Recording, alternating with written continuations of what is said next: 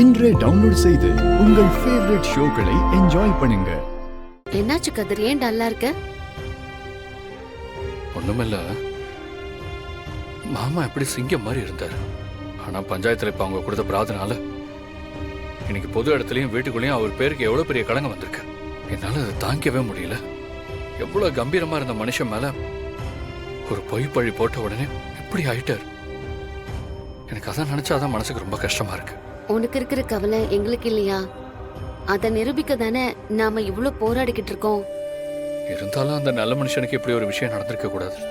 பெரியப்பா எப்பவுமே ஒரு மிஸ்டர் கிளீன், பலன்னு வெள்ளையா இருக்கிற ஒரு போர்டுல ஒரே ஒரு இடத்துல தெரியாம சின்னதா ஒரு கருப்பு புள்ளி இருந்தா கூட எல்லாருக்கும் அந்த கருப்பு புள்ளி மட்டும்தான் உறுத்திக்கிட்டே இருக்கும்.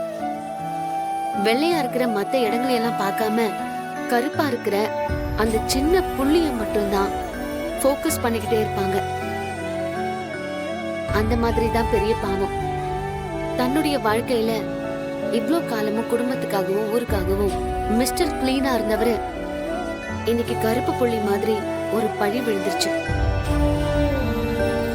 நம்ம எப்படியாவது கஷ்டப்பட்டு அந்த கருப்பு புள்ளிய அழிச்சிட்டா ஒயிட் போர்டு கிளீன் ஆயிடும்.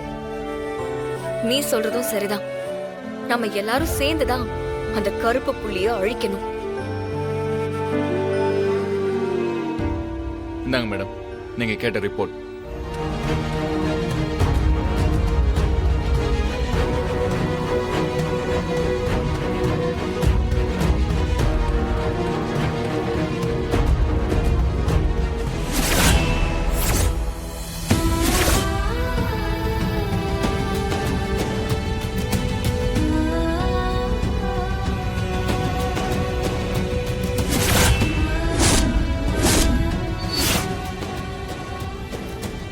என்னாச்சு மாயா?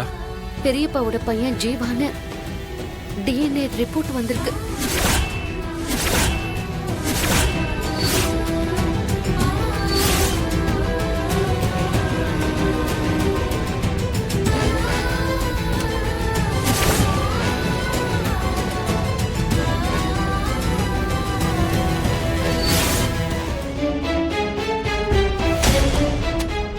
என்ன மாயா நடக்குதுங்க? என்ன நம்பவே முடியல. இது எப்படி சாத்தியமாச்சு? அப்பா இப்படி எல்லாம் பண்ணிருக்க வாய்ப்பே இல்ல. ஏதோ தப்பா இருக்கு.